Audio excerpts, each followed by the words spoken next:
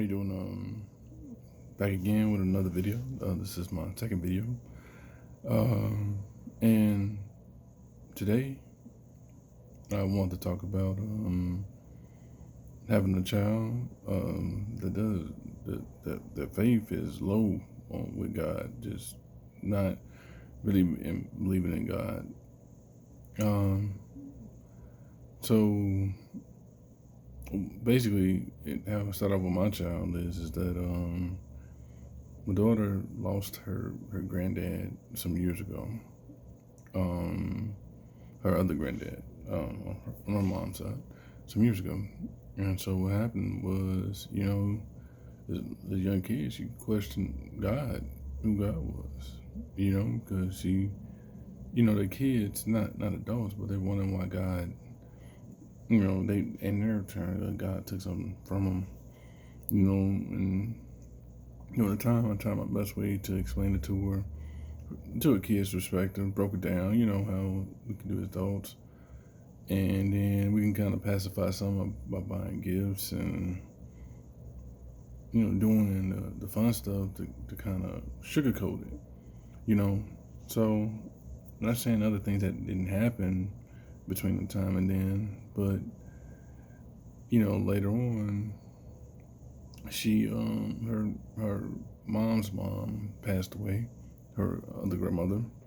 And in all honesty, they were, they were really close, closer than um, my mom and her, and and it really really shook her up. And we you get older, and we as adults understand that we go through things, but um, you know we got to tone it down to make it understandable, and relatable for kids too. And she just wasn't getting it. So compound with that, they're teenagers and they're going through other things, and it can be kind of hard for them to understand things at times. So like I said, I tried to pacify the situation by buying things and being a little bit more nicer than normal, but with that came other things. And you know and they see other things happening, and then they just don't get it. So we like to say, I like to state the obvious now, of course, but it wasn't the first thing that I did. The first thing, when I reevaluated what I needed to do, was I started to pray. I wasn't, praying was like number 3 or 4 on the list to do at the time, because you automatically want to fix it yourself. You just want to fix it yourself. But what I did do was, the first thing I did was I started to pray, man. And with praying, although you hurting inside because you don't want your kid to feel like pain and stuff, you pray and then ask for God for clarity and whatnot. And so that's what I did. I got a little bit of peace, oddly, but it helped a whole lot. And we're going into that, I know,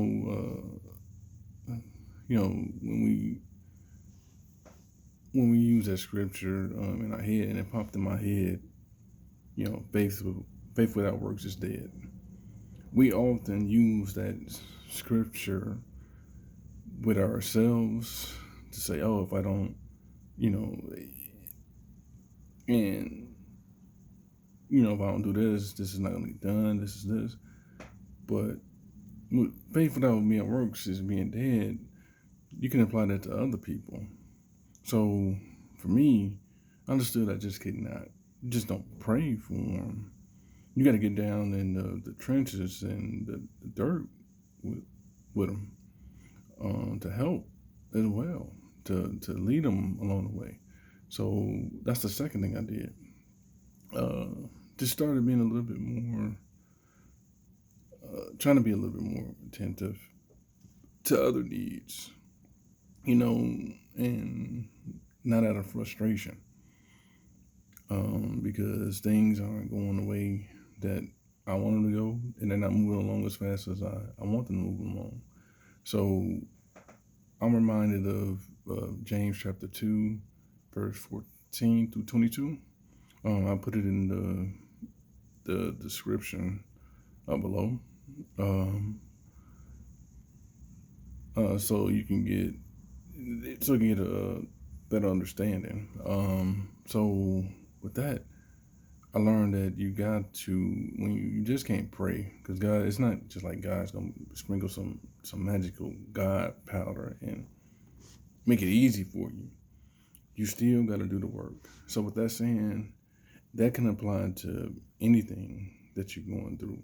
When you're praying for a person, you just can't, just don't pray and think that you don't have to do the work with them. You still got to do the work. So it can apply to your family relationships, your marriages, your job, all these things. So you just can't say, God, it's man, I wish you just fix it right now. It don't it don't work like that. You still gotta work. You still gotta do the work with them. Not just for yourself, but you gotta do the work with the person that you're praying with. And then the last thing that that pops up in my head was, we hear that scripture, trust in the Lord with all your heart, and lean not on your own understanding. And so, and then in all your ways submit to Him, and we make your path straight. So that's Proverbs, third chapter, fifth and sixth verse.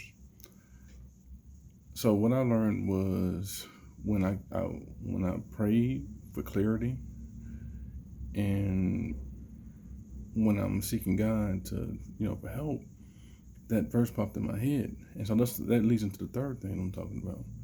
So what I did was I learned to talk to my daughter a lot more. It's not like we've never had this open relationship, but I learned to talk more. So sometimes I say, as people, when we're talking, because we've been through things ourselves, we're listening to respond instead of listening to understand. So what I did was I listened to understand what she was going through, and not to throw everything that I've been through as a teenager on her and say, oh, this is how it should be. So sometimes I think as people, we do this with other people that's around us. I mean, it's not saying that you're wrong, but it's saying that sometimes what they're going through in their story is a little bit different than what we went through. It's kind of the same, but it's not. So with her, I'm understanding that it's just different pressures on people, on kids today, because they got so much access to other things. And at first, I was looking at it like an excuse for something, but then you realize it's the truth. It's so much that they got going on too as kids that we didn't have access to, about 20 years ago. We being honest, So those are just like a few things that helped me. So like I said, I prayed. I didn't have no problem with helping her. I'm trying to help her go through it by actually just being there for her. And not just being there, I'm learning how to listen. And so those things just don't apply to just your kid. You can apply that to any, like even any relationship that you go to, that you're going through. That you're going through. Yeah, that kind of helped me. And also, it's a couple other things that I listened to, and I'll put the links below. It was a sermon by Stephen Furtick that I'll put in a link. I mean, it's long, so Like if you hear this and you're at work, you need something to listen to. It's a good thing to to listen to in the background. And then there was a conversation with Joyce Myers did about how she deals. These two things help too. But that's kind of it.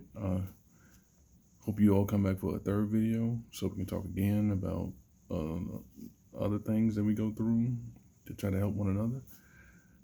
You guys stay blessed and peace.